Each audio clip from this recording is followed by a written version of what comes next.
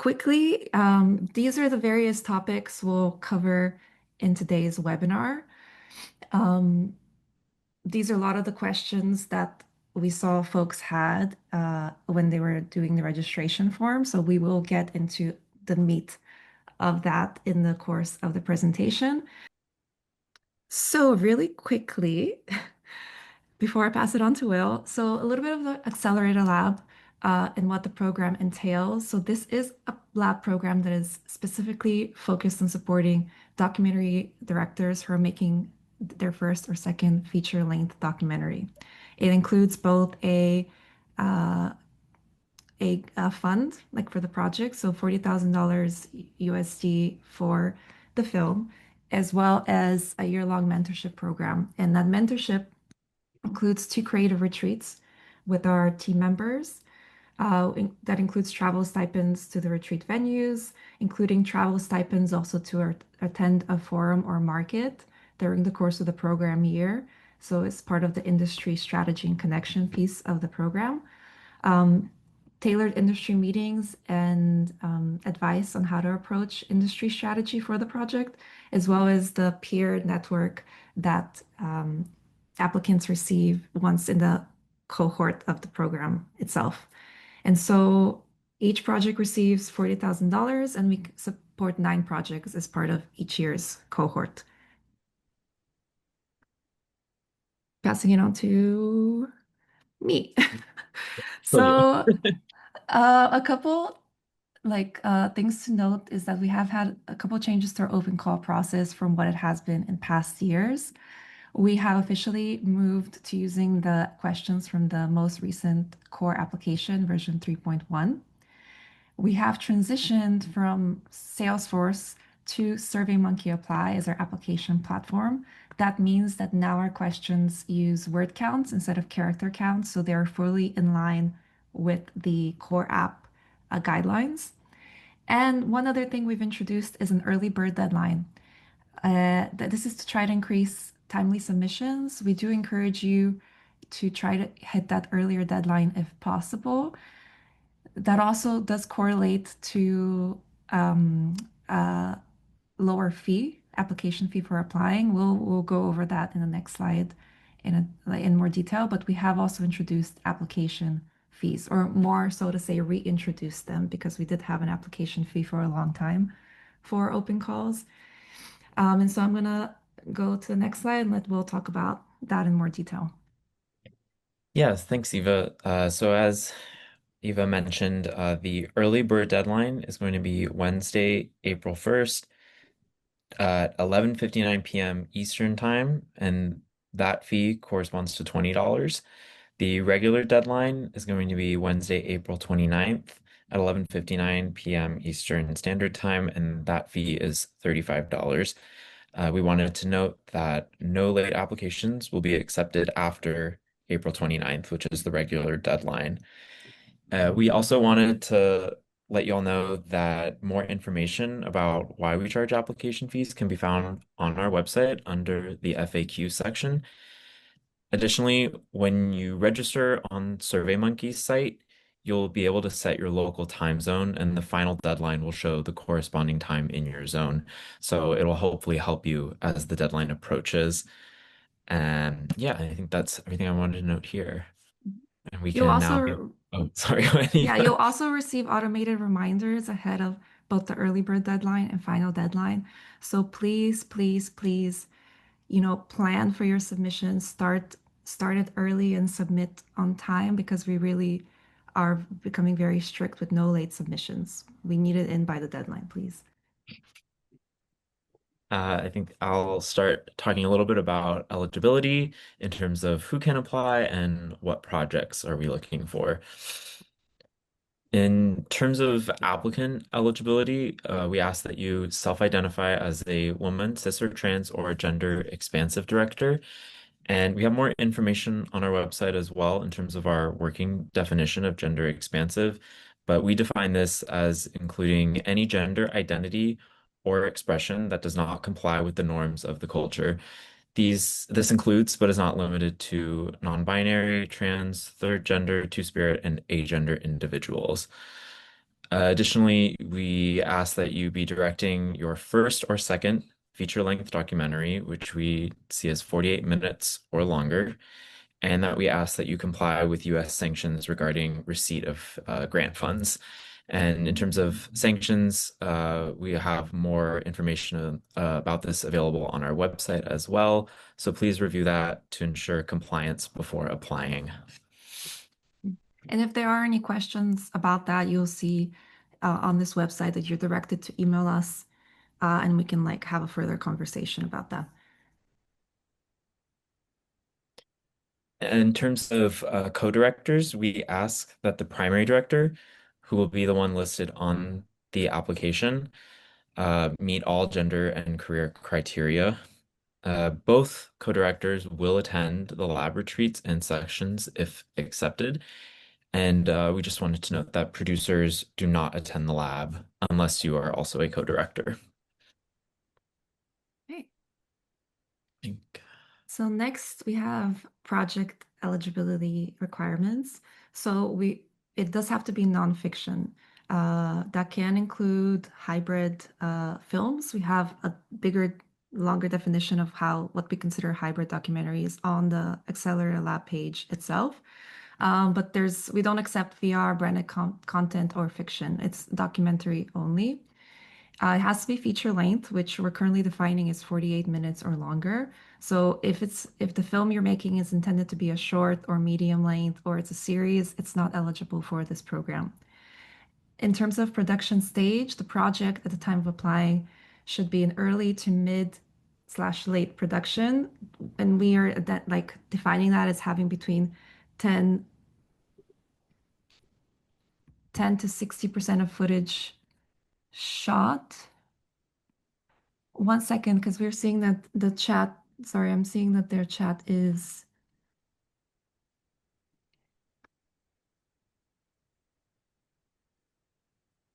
the same. Toby, can you change? Do you see from host and panelists to everyone, to send the chat to everyone? I think that's maybe what's going on there. If you can try resending Yes. those links. Okay, Yeah. thank you. Sorry to interrupt everybody. I don't have access to send it to everyone actually. Oh, let me give you Um, co-host access and maybe that's what. Can you see now of that?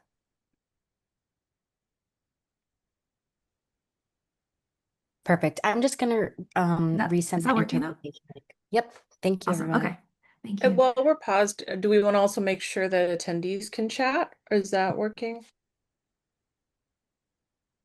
The Q&A feature is working, so if anyone Okay, has questions and wanna jump in there. Okay, great. great. Thank you. Okay, so back to project eligibility. So early to mid production, which we define as between 10 to 60% of footage shot. We will go into a lot more detail about this and providing some more guidelines around that in the next couple of slides. And the last thing to mention is it should be independently produced. So this means it shouldn't be a work for hire. It shouldn't be a film that you're currently making as part of a undergrad or graduate program. So you should have like full creative control as a director on this project. A couple other additional eligibility notes. We ask that you only submit one application per cycle. So if you have a couple different projects you're working on that are eligible, we ask you to choose one to submit for the lab. And one other thing to note is that if you're eligible both for the R&D grant, which is for filmmakers who have already made one feature, as well as for the Accelerator Lab, let's say you're working on your second feature, you only should apply to one of those like programs or grants within the same year. So our open call for the R&D grant closed the beginning of March. So if you had submitted an application to that grant to look for R&D funding for this project, please do not submit that same project to the Accelerator Lab. It will be disqualified. To us, they're two very different stages, like R&D versus Accelerator Lab, which is for solidly in production, projects in production. So we ask that you do not seek funding from those opportunities at the same time and rather like really define what type of funding and support do I need for this project at this stage, and then like seek out that support from the program or the grant. However, please note that a producer can be attached to multiple submissions. So for example, if there's two different directors, but you're the producer for both projects, that's fine. You can submit both projects to the lab. Lastly, I want to note about prior grantees. So at the moment, if you have been part of the lab previously with your first feature film, at the moment, you're not eligible to apply with your second feature because it is such a very competitive program and the support we provide is so intensive. We really want to be able to spread that as much as possible and include more people in our nest and provide that support and mentorship to more folks. So for the moment, it's not an opportunity to seek out. And then similarly for R&D grantees, if you have received prior R&D support on this project, you still can submit it. As I said, not in the same year, but let's say that following year you've moved into production on the project and you're looking now for that kind of support. You can submit that same film that you received R&D support on to the lab for further support. So those are the kind of two things to clarify there. We just wanted to also give an overview of the timeline, starting with the application to if you're selected the retreat period. So in case you weren't aware, the application opened last week on March 4th, and we have our early bird deadline on April 1st, the regular deadline, April 29th.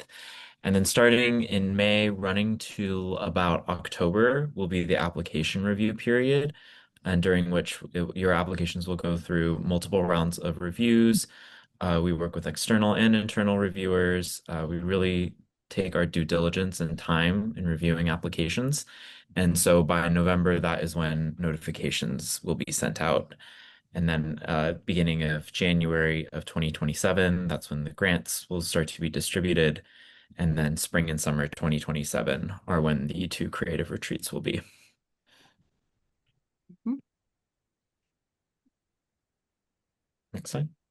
Yes, so quickly we want to make a note about the use of AI in terms of writing the applications for submitting.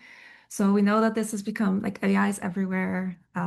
It can be used in many different ways. We're not saying like completely don't use AI, but we are discouraging you for using it for the purpose of generating the written application for a couple different reasons. One, you know, the main kind of thing we want to note is that it is taking in, especially in the free plans of these software, the free plans is using your intellectual property to train the model further. So we want to advise that protect your intellectual property, protect your written material. But also on the other side, like the actual application that is generated, we've found in the past couple of years as this has become more prevalent that it actually results, like using AI to write your application results in an application that is much harder to read, like a lot of the clarity and specificity of what you're describing the story to be or the film is lost as a result. So it makes it actually less competitive in the application pool. And so we really encourage you not to say like you can't use it, but use it. If you do use it wisely. Know like how you're using it and to what end. And like we're letting you know on our side how these applications are faring amidst all the ones that we're receiving. So it really does become less competitive because of that lack of clarity that results in these AI generated responses. So that is not to say that, other tools like Grammarly, Google Translate, spell check, editing tools, all of those we do see as like accessibility tools. And so please use those if needed. Um, yeah, I'll stop there. One question we often receive running this webinar is how do we define first time versus second time directors? So we wanted to give a little bit more clarity on that. So with first time directors, we ask that you have never completed a feature-length documentary and is working on their first feature-length documentary film. If you have completed a feature-length fiction film, you would still be considered a first time director. For second-time directors, if you have completed and or premiered exactly one feature-length documentary and it's working on their second feature-length documentary film. Experience in shorts, series, narrative film, or producing does not count towards this definition. Yes, so many times we'll get questions via the open call inbox of I've directed, 3 short documentaries. Can this count towards the eligibility needed? You know, or like I've directed 3 shorts. Am I too advanced or too experienced for the lab? No. Like if you haven't directed one feature or two, features, that doesn't count towards the career stage eligibility that we're taking into account here for the lab. And then going into, this is something that, again, is really important to go deep in because this is a lot of the questions we receive. What is the ideal project stage with which to apply to the lab with? So as we said, we're looking for projects in early to mid-production with about 10 to 60% of anticipated footage shot by the date of the application. So although we're saying 10 to 60%, please don't take this as a strict like parameter. It's a guideline. We're trying to provide guidance about how to think of if you're at the right stage to apply and to be competitive in the application process. So there's really no way, right, to know what 10 to 60% of anticipated footage will be. We know your documentary is continuing to evolve and continuing to change. So what we're really aiming for you to have shot is enough footage and to have enough of a sense of what the project is and where it's going. And you can provide a strong work sample as part of the application. So we want you to be early enough so that you can fully take advantage of the mentorship and creative feedback that is provided as part of the program year in 2027. But not too far along and not so early that like if you're in development or pre-production still and you don't have yet, you may have shot material, but you haven't started editing it into a sample that you can include as part of the application, then you are really too early. Like we'll get more into kind of the statistics of like the number of applications received and how many, like as you saw, we actually can grant. But it really is a competitive process. And so please take this take this into consideration seriously when considering like is now the right time to apply, given like everything we're saying around what really is the right stage for what we're looking for in terms of these projects. So as we said, early production, it can be that you're early, you have about 10 to 30% of footage shot. You still need to have, it's not just about what you shot, it's about the work sample that you can create out of the material that you have already filmed. So do you have edited scenes to include as part of the sample? It is a requirement that you have edited scenes. In the past, I think we had said that like a trailer, you can submit a trailer, or character strands. But we are firm now that we are looking for 2 to 3 edited scenes. You can include a trailer or sizzle reel if you have that. You can include character strands if you have that. But we do need to see scenes that kind of give us a sense of like the way you're approaching both like the narrative construction and like the artistic approach of the project. We'll get more into the specific things we're looking for in the work sample when we're evaluating it. But letting you know that if you're early on, you may have shot material, but you don't have edited yet into these representative scenes of what the film will be, then really it perhaps is too early to apply with the project, at least for this cycle. And the minimum is 7-minute work sample. And now notes about late production. So let's say you're in late production right now as the application is currently open. It's okay if you're like if it's more about like where you anticipate to be early next year when the program starts. Like if you were accepted and you're entering the editing phase in early 2027, that's still fine. You're welcome to apply. There's still room for the project, to be workshopped and receive creative feedback as you're, going into the edit.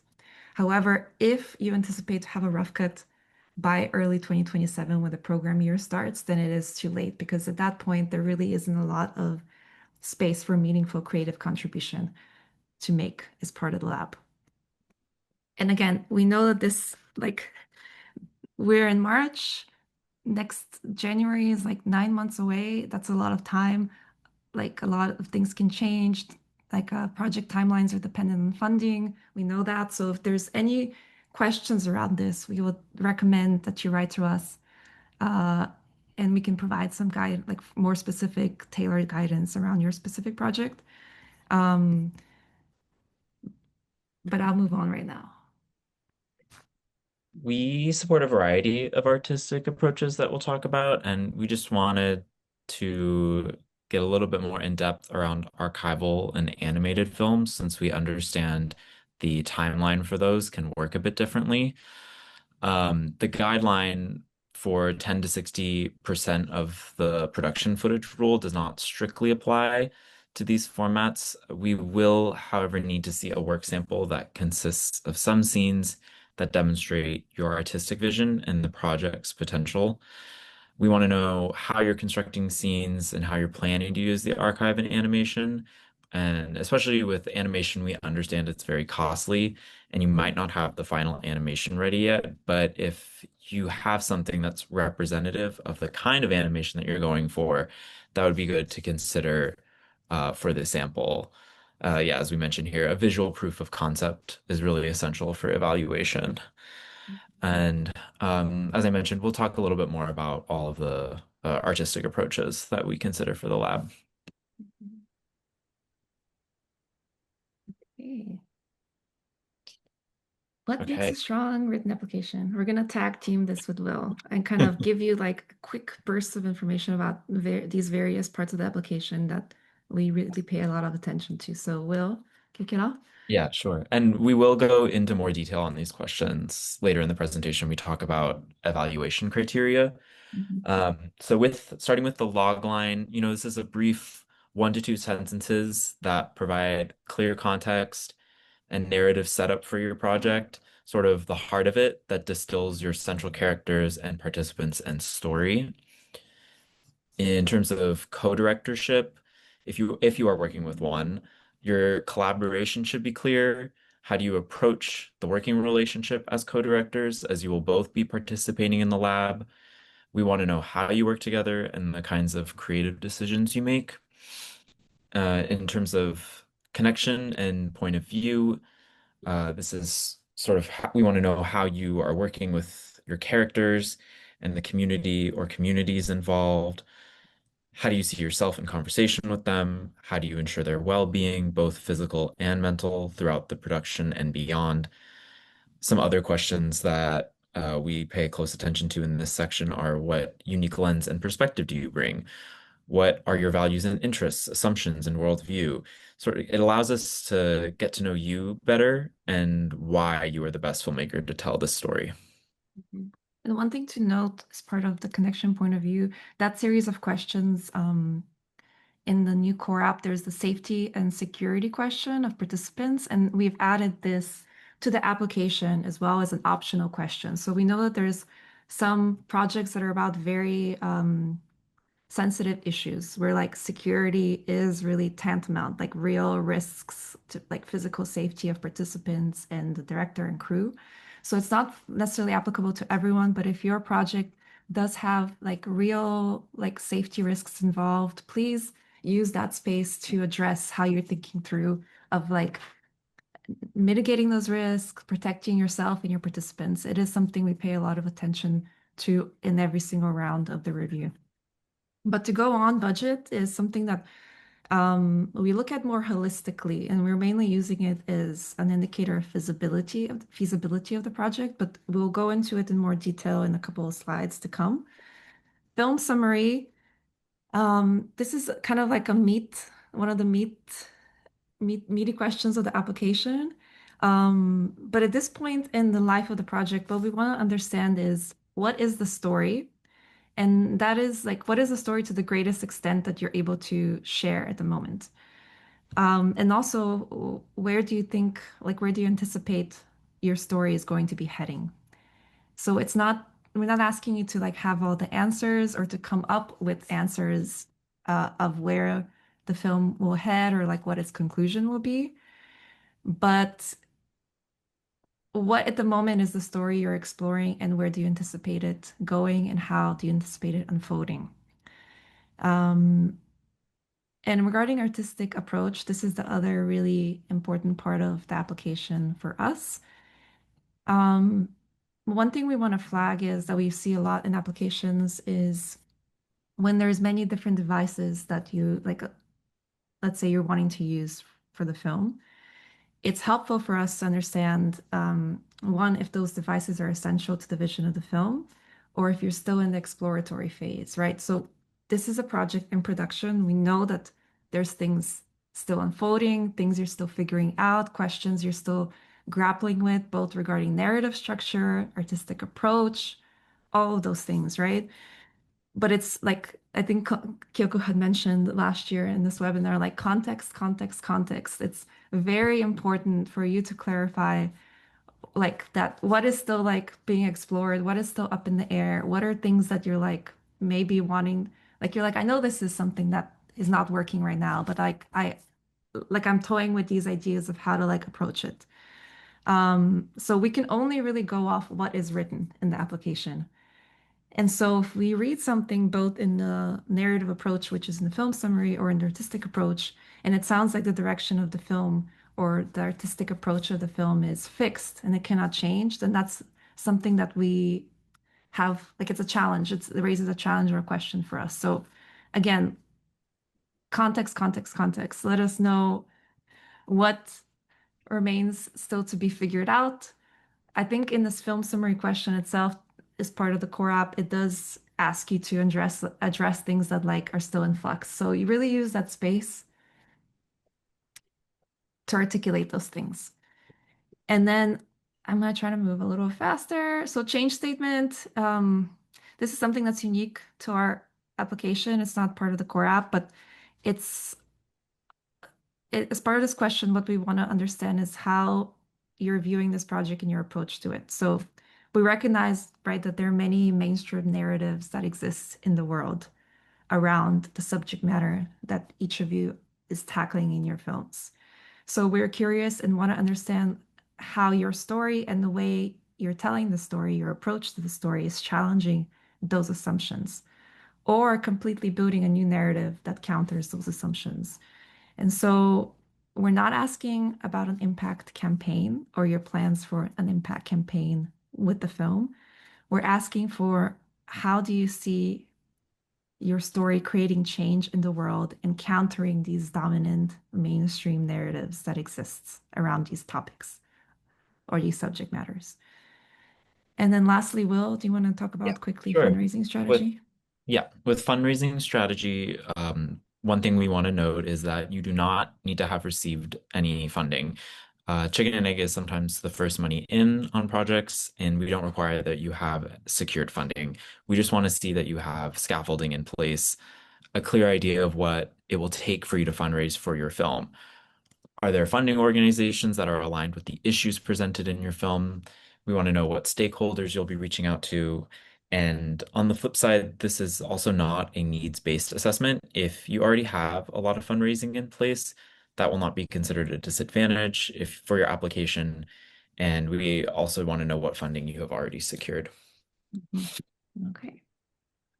So again, I think this slide really reiterates a little bit of what I went over in the previous slide regarding the film summary.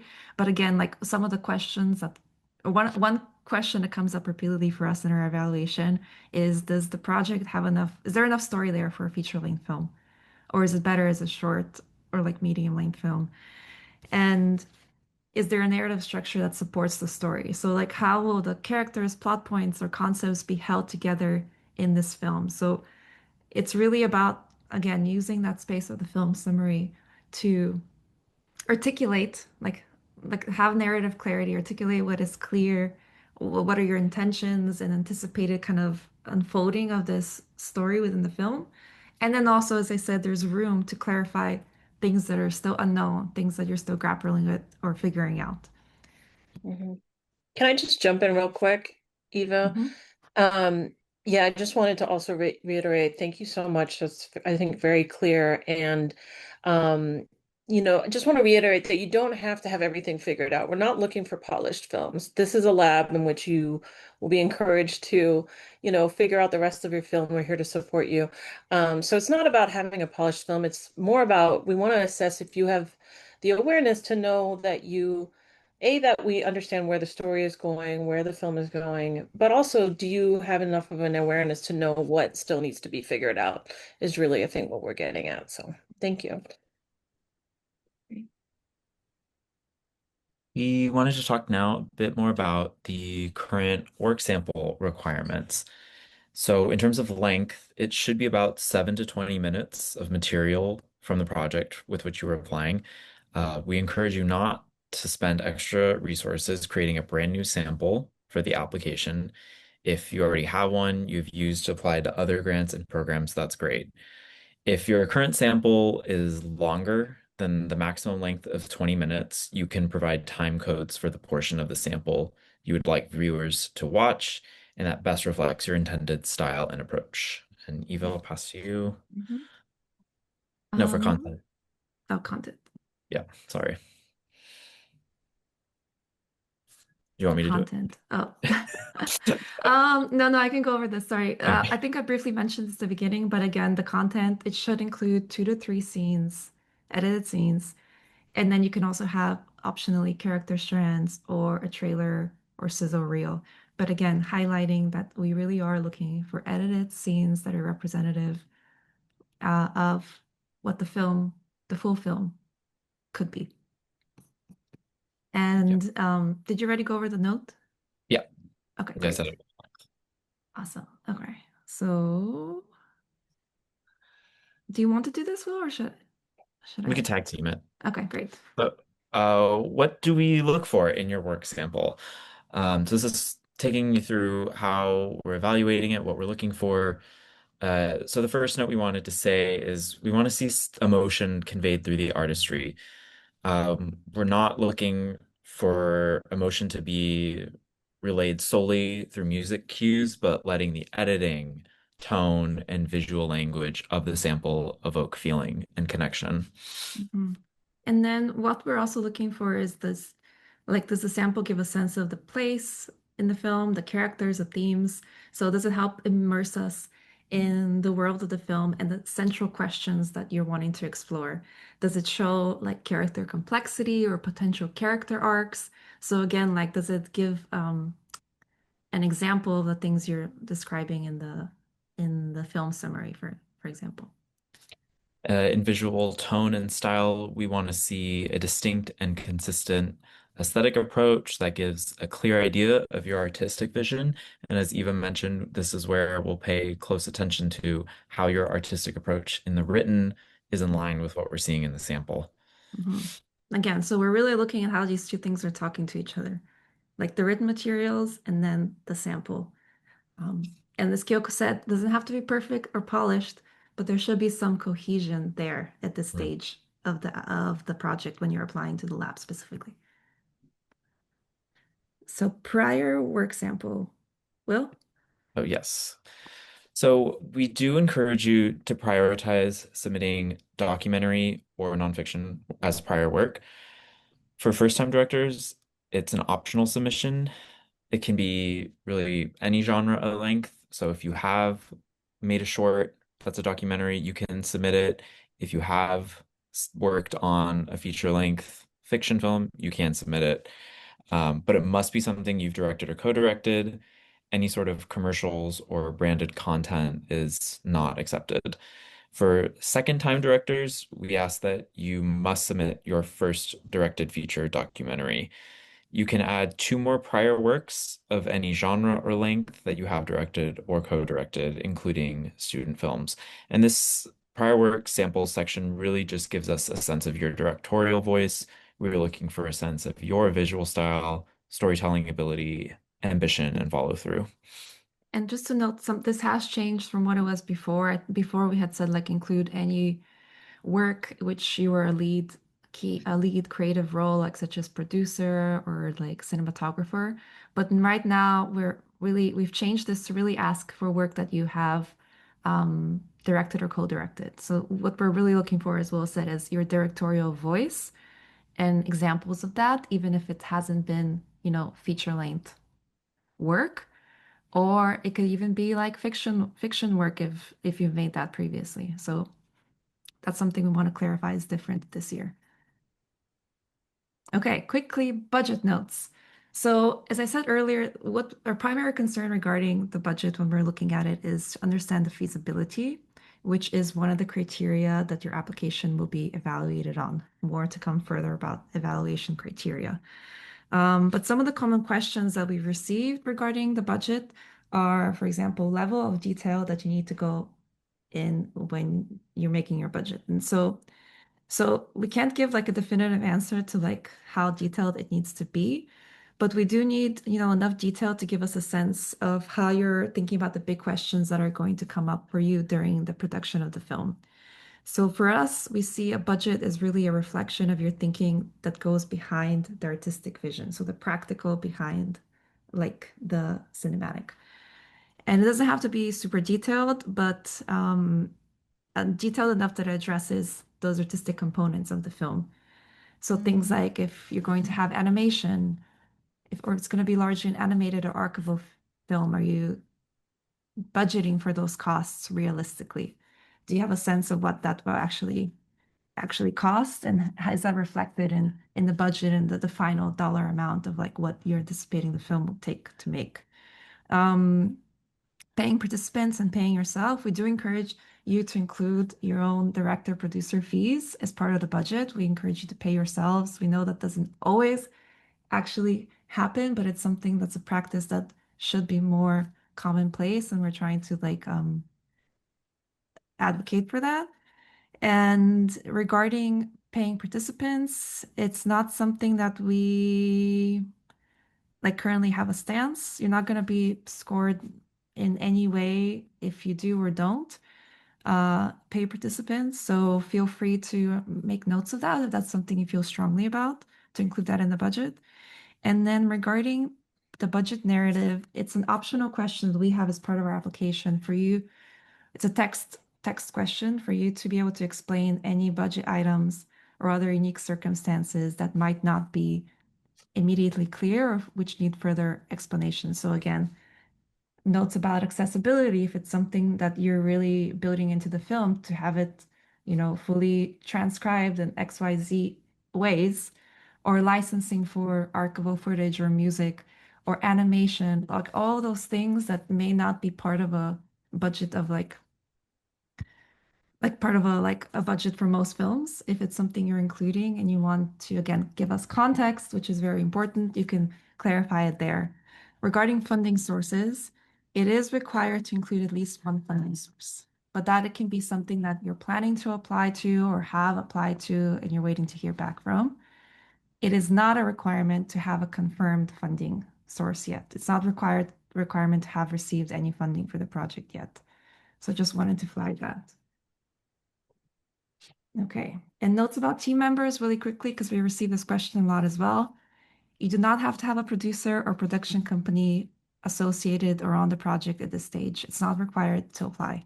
And we will not, even if you have a production company like on board, we will not be looking at the profile of the company as part of the evaluation of the project itself.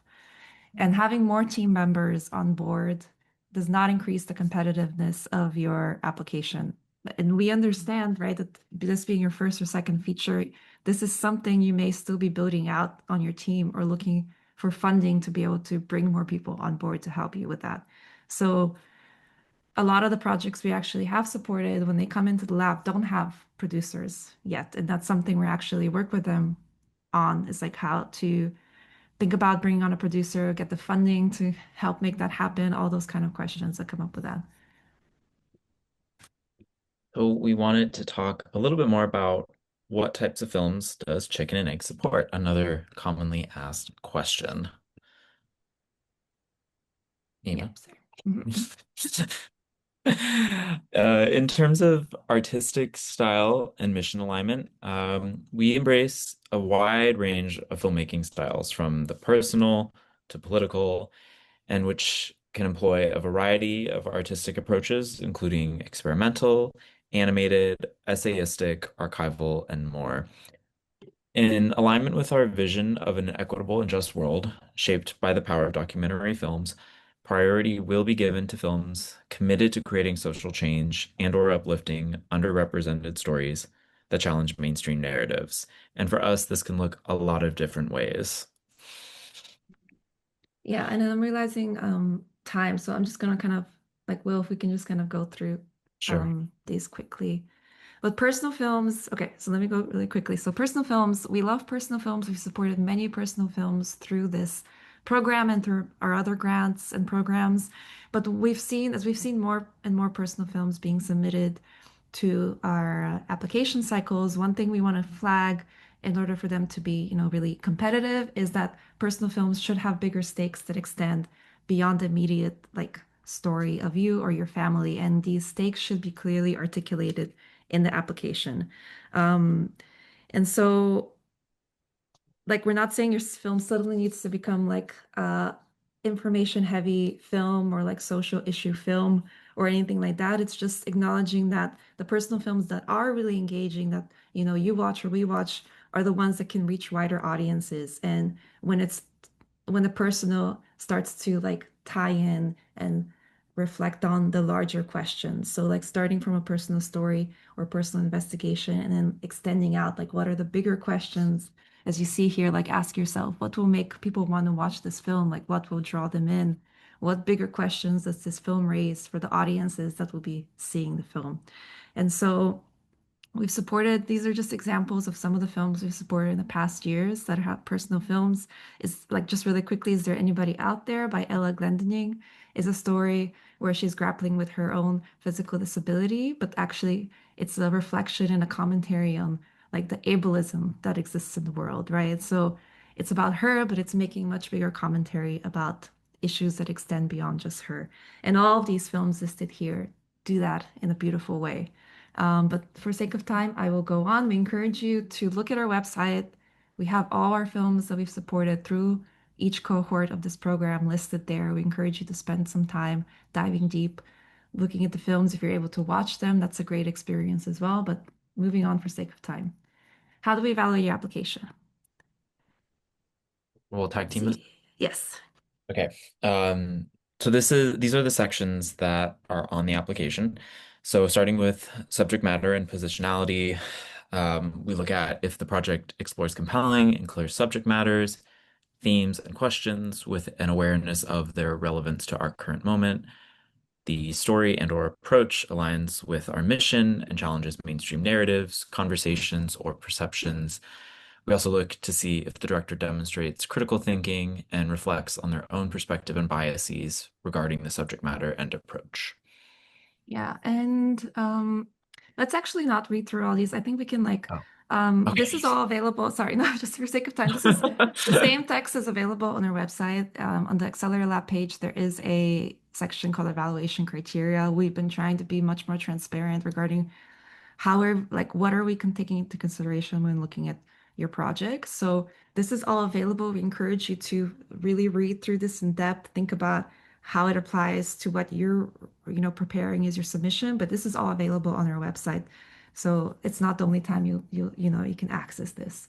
But yeah, these three things as well as these two additional criteria are what we take into consideration when evaluating the application. And lastly, those first three that were on the first page, subject matter, positionality, story, concept, and artistic approach, are the most heavily weighted. Hence why we spend so much time in this webinar going over like what we look for in the film summary, what we look in the artistic approach, and what we look for in the work sample, because all those three things speak to each other and heavily inform how we're evaluating the application in each of the rounds. Lastly, I want to give you a sense of statistics. So last year, for the 2026 Accelerator Lab, we received 600 applications, of which we selected 9 projects. That means it's around a 1.5% acceptance rate.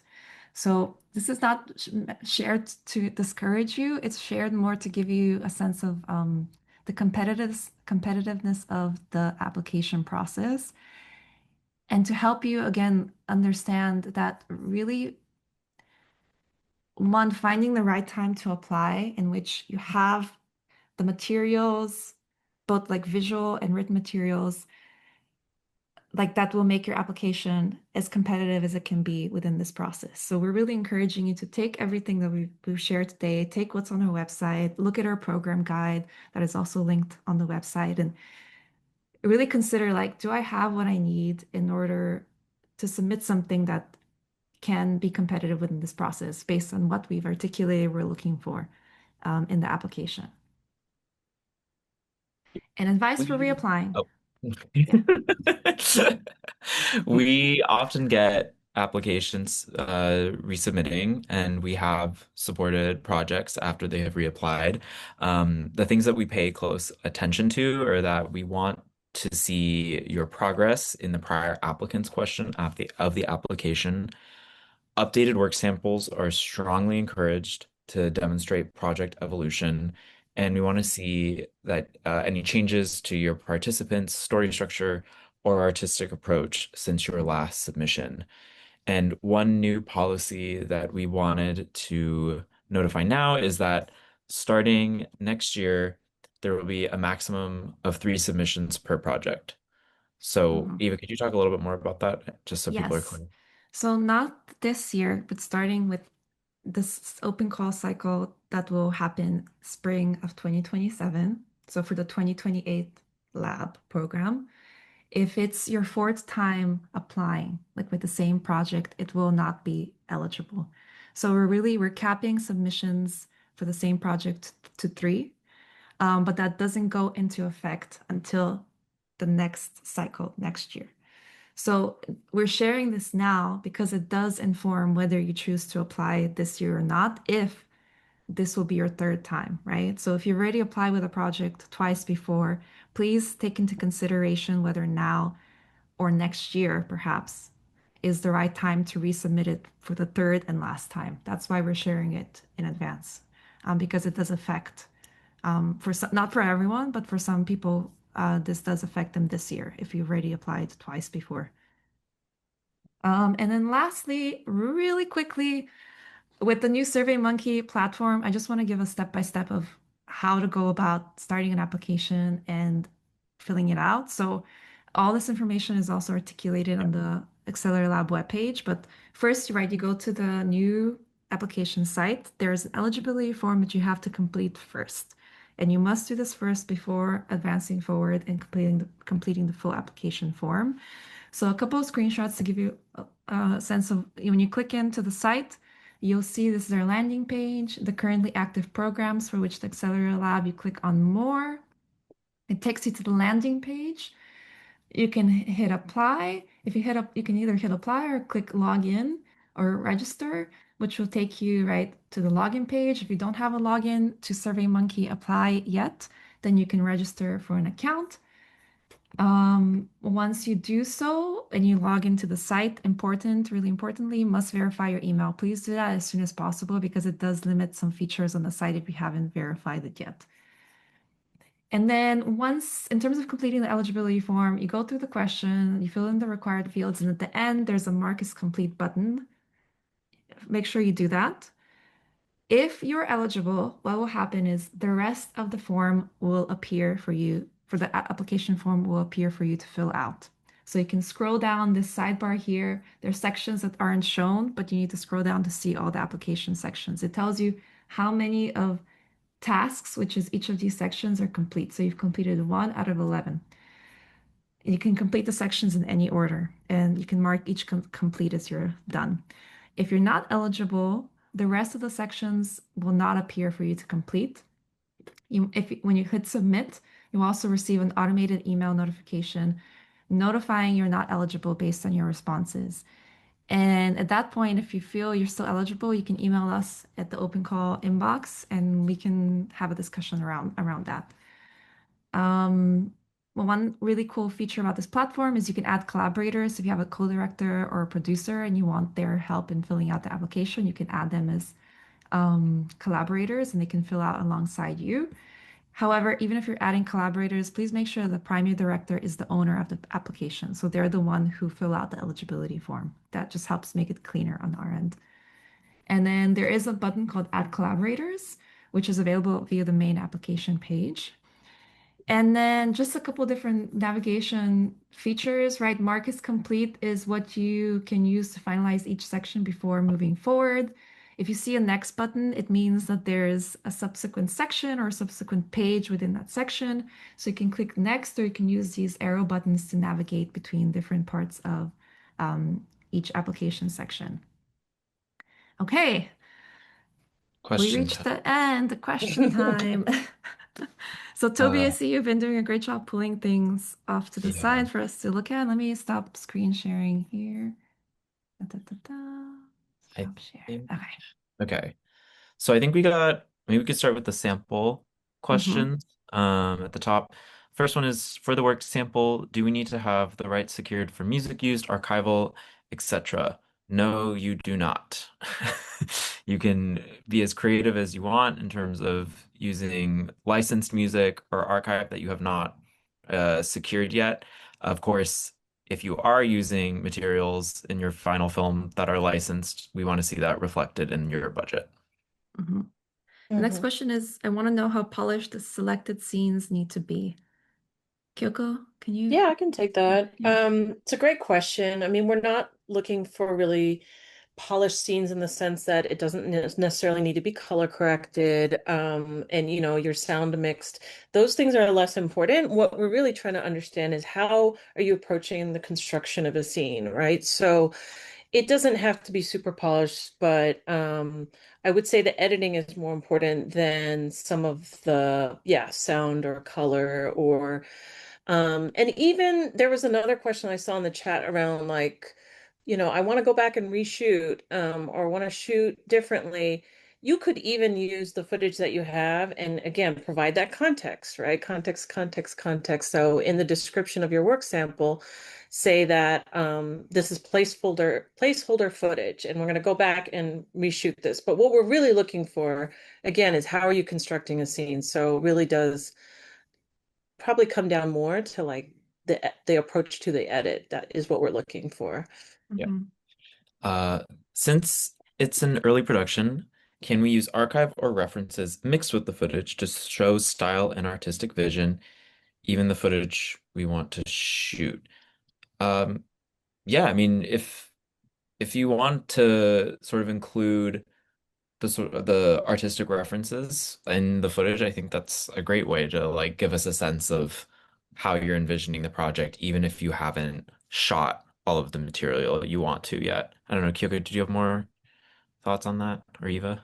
I have some thoughts. Yeah, I would say that we do definitely want to see material that is from like what will be in your film. I think as Hmm. Kyoko mentioned, if you are using anything as like placeholder or like reference material, I think that's fine, but it should not be the majority of the sample, or it should Yeah. not be more than what the actual material shot is. And it should be very clearly indicated within the description of the sample, like what is reference material or like and Yeah. versus what is not, you know? Um, yeah.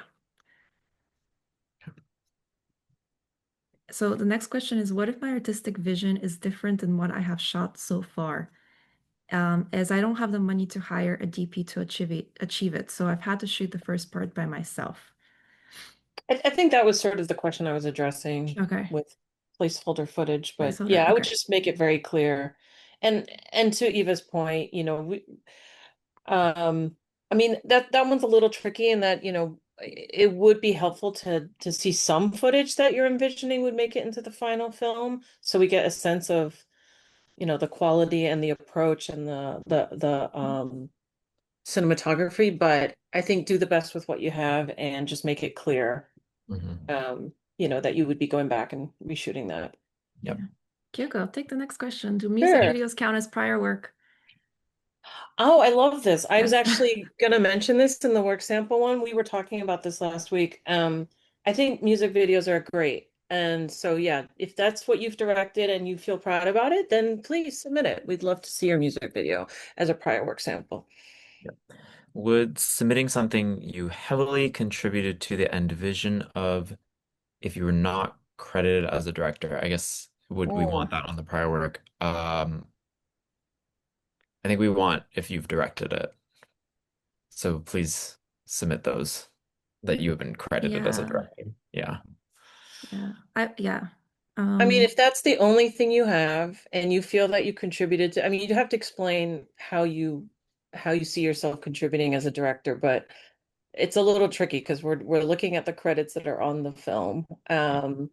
So we understand sometimes there can be disputes about, who really directed a film, but mhm, um and we'll try to take your word for it, but we can only go off of what is provided us to us. So yeah.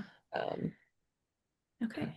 Next question regarding production stage is um, regarding the timeline is in desire for us to still have at least 40% of filming to do. Is that the requirement for when we apply or for when the grant funds are distributed? So all that guideline around percentage of footage shot is for when you're applying. So right now is like when we would like ask that you're in like early to mid slash late production. So it applies to the time of submitting the application. And then The next question's the same question. yeah,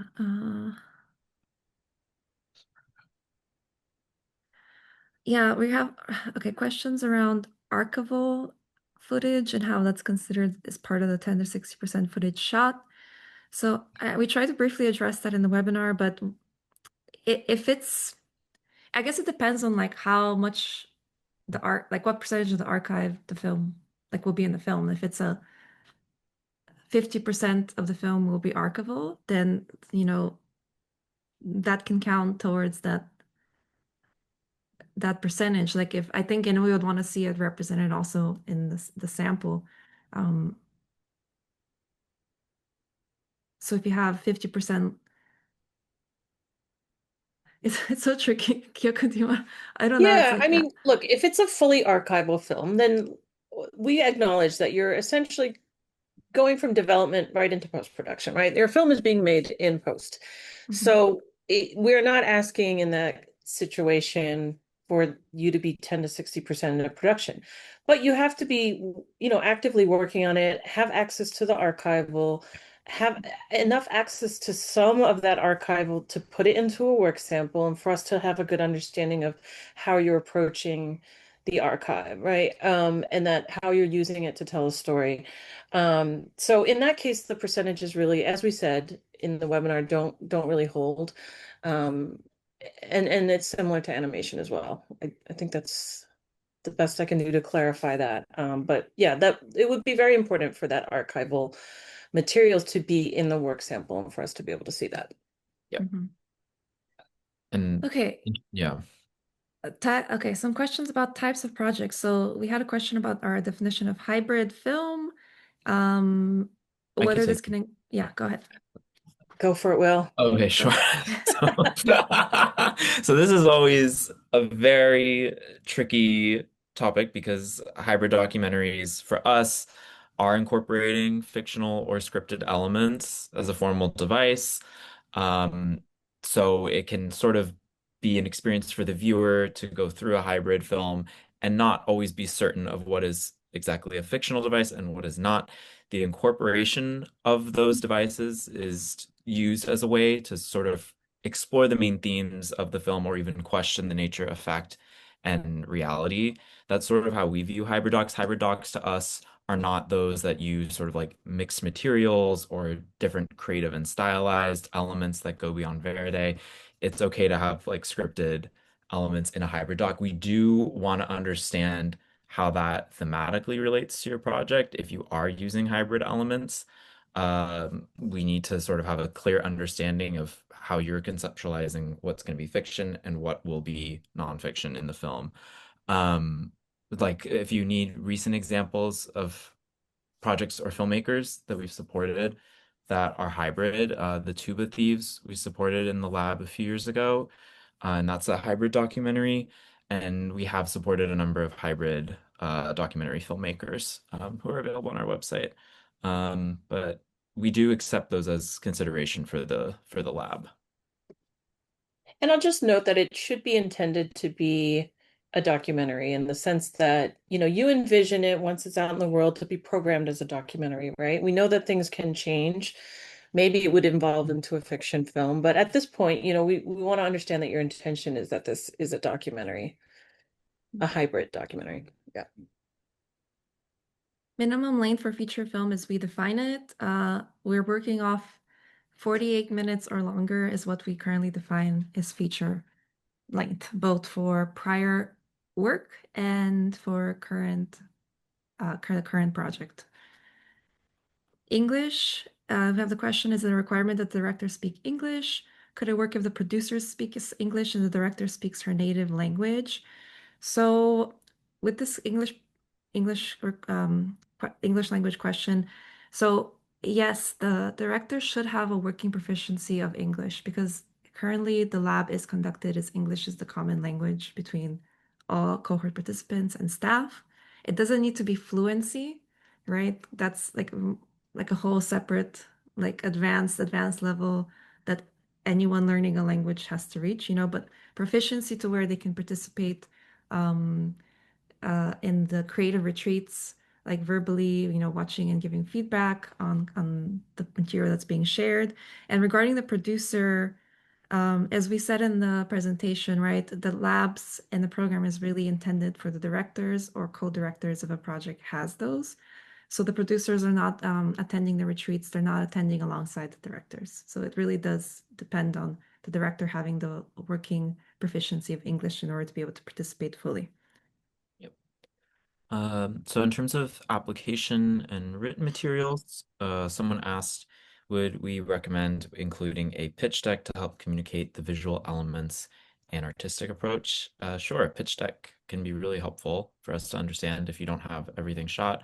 Of course, in terms of the visual sample, we'll want to see them sort of in communication with one another. If your pitch deck is giving a completely different idea from your visual sample, that is going to be difficult for us to evaluate.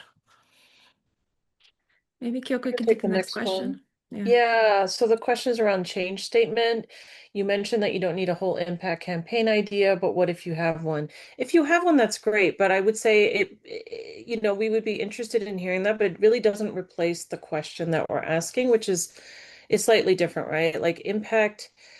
And you could also use the timeline section. I think there's the section where you can talk about the timeline of the project. You could also mention your impact campaign there. But the change statement, we don't want you to miss the question there, which is really about how you're challenging dominant narratives and how you see your film in relationship to these dominant narratives that exist. So how is your film really challenging that's the pertinent question in the change statement, and less so about it's not a question about what is your impact campaign. So if you can fit it in there, that's fine, but I wouldn't, overlook the main question there.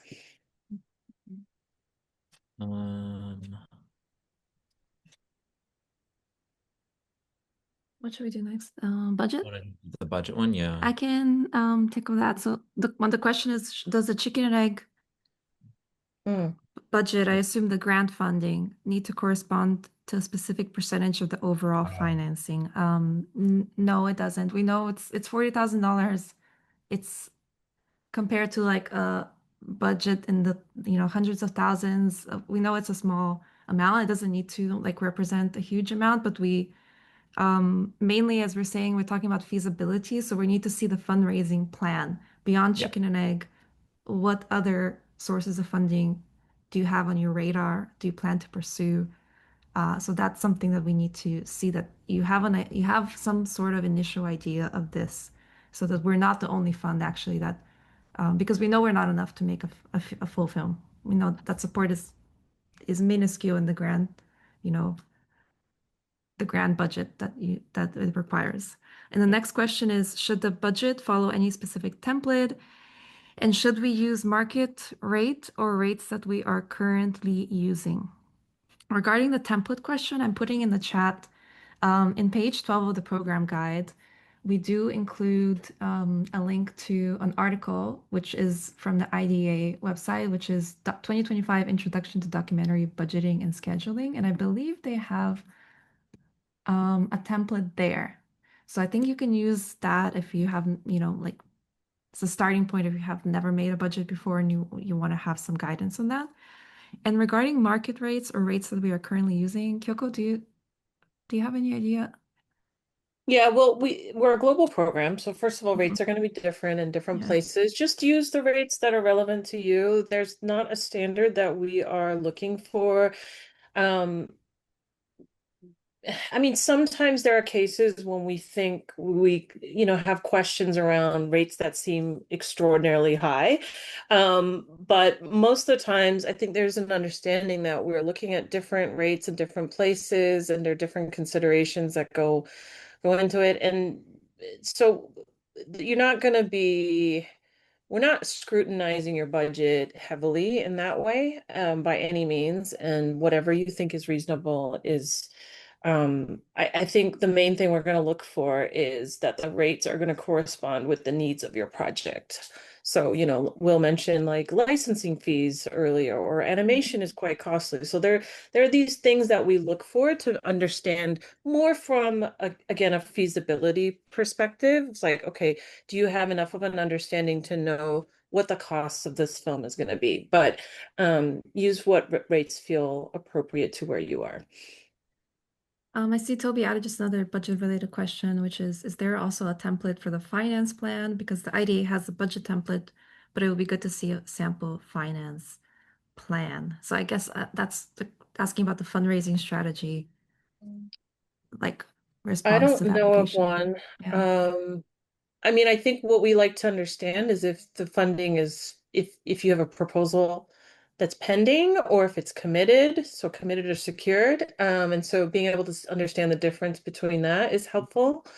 Or, you can have a long list of funders that are prospects that you're planning to reach out to, but yeah, just understanding if they're committed or projected, it's a big difference. So that's And I helpful. think one And thing I would add, sorry, well, do you? No, I was going to say also in terms of regionally, like where you're based, if there are Mhm. national film funds that you're potentially interested in applying to, if you're based in the US, like Kyoko mentioned, what other foundations or funds are you in the know about and could see yourself applying to or have already applied to? But yeah, sorry, go ahead. Exactly. That's what I was going to mention, national Okay. funds.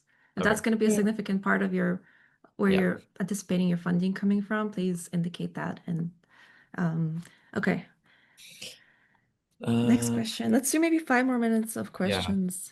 Yeah. Could we jump to that submission rule one? Because I think it's important under the previously supported Yeah. project. Just So to Mm.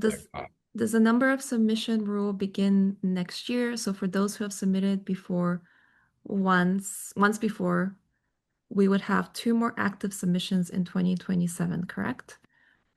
So for those who have, You could apply so this year and next year, I think is what yes, they're asking. exactly.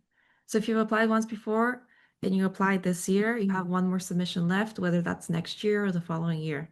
If you've applied once before and you decide to skip this year, then next year you'll have the 2 active submissions.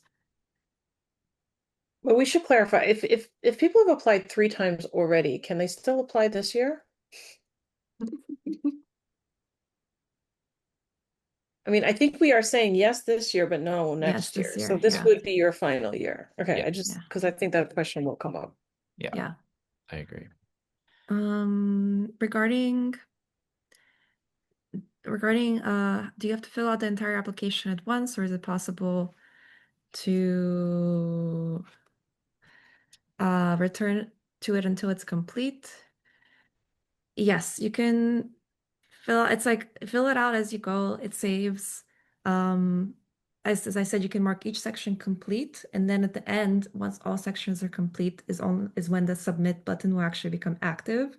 Otherwise, it's grayed out and you can't click on it. So everything has to be submitted, including paying the application fee, and then mark is complete, and then you can submit the application. And so let's see. I think also in terms of the eligibility questions, Mhm. someone asked if the project is directed by a cisgender man and co-directed by a cisgender woman, would the documentary still qualify as eligible for the program as long as the eligible applicant is if they're making their first or second time feature, they are eligible to apply.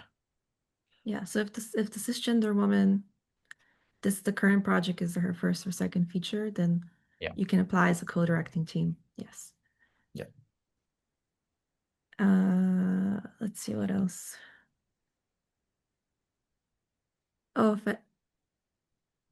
maybe we can talk about the Mm-hmm. feasibility distribution. Yeah, and then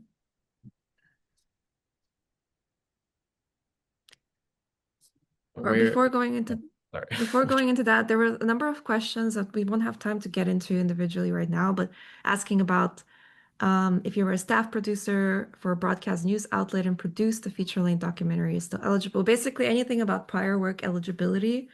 If you have specific questions that are not clear based on what we've shared here, what's on the website, please email us. I think it's easier to address those one-on-one. Will and Kyoko, what else should we tackle in the last minute or two we have? Looking for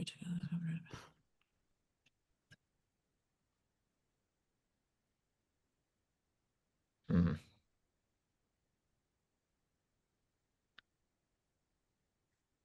I guess this question, if it, In terms, yeah, wait, are you going to go for the distribution one or the UK? this one. Yeah. If you have a UK-based film, do you need to express the film's theme's relevance to the US and US audiences? We're a global organization and we fund projects from a variety of countries, and we want them to be relevant to a number of audiences, not just US audiences. If your film is tackling a issue that is specific to a certain region of the world that can reach a number of people and audiences, that's what excites us the most, not necessarily just US audiences. Mhm. And then this other question, which is about we say we don't support political films, and that's mainly defined as films pertaining to outcomes of elections. So the person wrote, my film involves an investigative aspect of how a piece of legislation came into being, specifically through determining if there's a link to a lobbying group or fundraising for campaigns. Many of the legislators I will be interviewing for this project are currently up for re-election. So we do get this question. It's fine to have a film. I think we can support those films, but it's critical that the film isn't, finished and released as a tool to like be used as part of their campaigns for re-election. So we have had films following election campaigns, but they're released after the fact, right? And so I think if you're making a film that's currently in production and you're following them as they're up for re-election, I think that's fine. It doesn't go against that um, eligibility criteria, but we can't support films that are basically like directly being used for like lobbying politically, since we're a nonprofit. Mm-hmm. Okay, what else? Is there anything else or Oh, that's jumping out to you guys? we have a project that already received the development grant. Could we apply for the accelerator lab? We ask that if you're if you received a development grant um, last year, I think it's okay to apply, correct? Mhm. Yeah. Mm-hmm. Um, Obviously, we'll want to see how the development funds advance the project, and you're truly in production now. But yeah, you're eligible to apply. Mhm. And again, like we hope to see that sample, the 7 to 20-minute sample with the scenes. Yeah. Um, And then there was another question about the eligibility form. If you have any issues again with as you're filling out the form or you're like make a mistake, let's say filling out the question, we've had people do that, like email the open call inbox. Again, the email address is egglab@chickeneggfilms.org. If you have emailed it and we haven't gotten back to you in a couple of days, apologies. We will be checking that regularly. And we'll also be sharing the webinar via that email address with all the registrants. So give us a couple more days to get back to your emails if you've already reached out to us in the past week. And I think we can end there. Oh, there's a question around character strands for work samples. Which I mean, I think character strands really are scenes. It's just you're focusing on one character.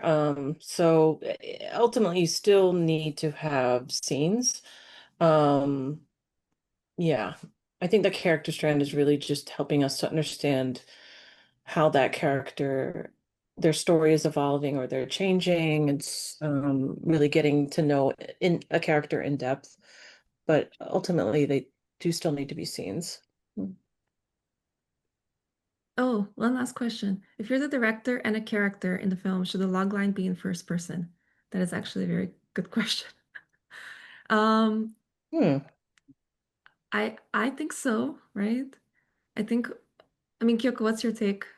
I'm trying to think of the applications we reviewed where it's in. I don't know that I don't know that it would matter too much to me. I mean, Okay. and I think like writing a log line for an application when your project is changing and evolving so much is very different than writing a log line for when you're releasing the film into the world. So I think whatever feels good to you, but I do like first person, I think, and I would say even for the application in Hmm. general, like we really like colloquial, casual language that feels Hmm. very natural and true to you. So it's actually raising a really good point. Like we're not looking for a certain standard of writing. You can be very first person with a Hmm. lot of your application, I would say. Hmm. Okay. Thank you, Eva and Will. You were so thorough. I feel like you really went over everything and answered all the questions. So I hope this was very helpful to everyone. And thank you also to Toby and our ASL interpreters and our captionists. We really appreciate all of you. And thank you for everyone joining us today.